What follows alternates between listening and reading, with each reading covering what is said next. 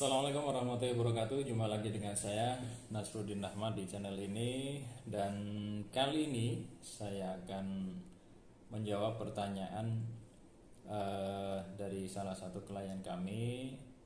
Pertanyaannya yaitu buku apa yang paling gampang untuk dijual, ya. Buku apa yang paling gampang dijual untuk seorang pendidik, ya, baik dosen maupun seorang guru. Nah, sahabat literasi sekalian, bahwa kalau ditanya buku apa yang paling mudah untuk dijual itu sebenarnya kita yang paling tahu, ya. Jadi sahabat-sahabat sekalian yang lebih tahu. Tapi setidaknya ada beberapa rumusan, ya, apalah yang bisa dikatakan rumusan atau apa gitu, ya. Jadi misalkan gini, Bapak Ibu seorang dosen, kalau seorang pendidik itu sebenarnya kalau bicara pangsa, ya, kita bicara pangsa pasar yang paling enak bagi seorang pendidik itu adalah buku ajar, ya, apalagi seorang dosen. Kenapa? Karena seorang dosen itu dia tidak ribet untuk menjual buku, itu tidak terlalu ribet. Beda dengan guru, ya. Guru mungkin banyak aturan, ya. Mungkin ada larangan lah dari sekolahan, atau mungkin buku-buku ajar itu sudah di-handle oleh pihak sekolah atau bahkan oleh pihak dinas atau pihak di luar sekolahan lah, ya. Jadi mungkin kalau untuk guru agak susah, ya, tapi bagi seorang dosen itu buku ajar itu sangat mudah sekali untuk menjual ke mahasiswa, karena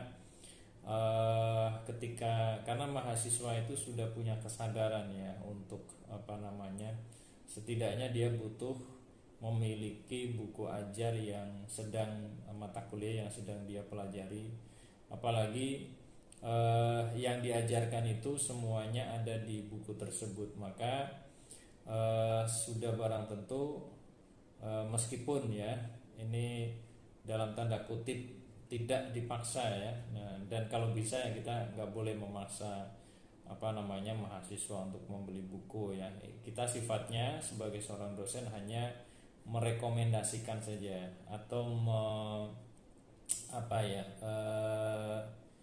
merekomendasikan lah, ya, merekomendasikan kepada mahasiswa untuk memiliki, atau mungkin bahasa yang lebih halus, membaca, ya.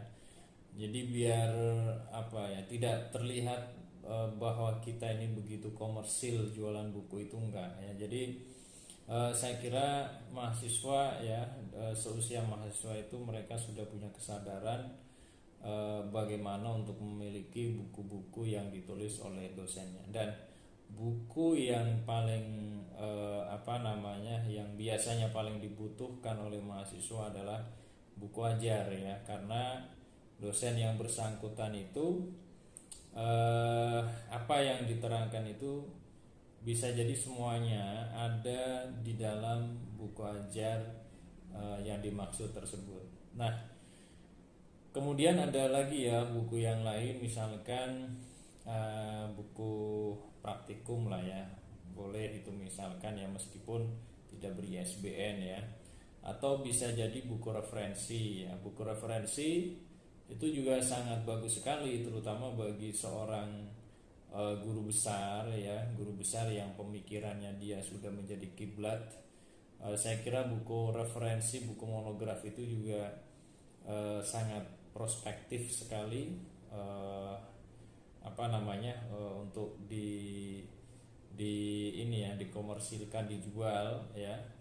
Nah, kelebihannya kalau buku referensi bagi seorang dosen itu tidak harus mahasiswanya yang beli, ya. Jadi dari pihak luar, dosen lain, atau misalkan para akademisi dari luar, atau bahkan jika buku itu memang betul-betul dibutuhkan oleh masyarakat di luar dunia akademisi, di luar kampus, itu juga bisa buku referensi, ya. Jadi buku referensi itu pangsa pasarnya sebenarnya justru lebih luas, tapi biasanya yang dilihat itu penulisnya siapa dulu gitu. Makanya buku referensi itu sangat bagus sekali ketika dia yang menulis itu adalah seorang dianggap sebagai seorang yang ahli ya, baik itu mungkin belum guru besar maupun apalagi yang sudah guru besar gitu.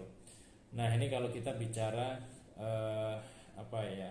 buku yang paling gampang dijual, karena memang pengalaman saya pribadi itu tanpa kita harus memaksa mahasiswa ya, ketika kita mengenalkan di dalam sebuah perkuliahan ya, bahwa mahasiswa sangat penting sekali untuk membaca buku tertentu misalkan, itu mahasiswa itu akan antusias.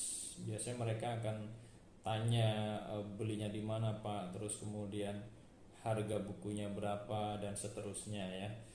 Jadi itu ya. Jadi bagi seorang dosen ya, terutama dosen ya guru juga, cuma itu tadi ya, kalau guru itu memang agak susah ya kalau untuk jualan buku sendiri ya. Makanya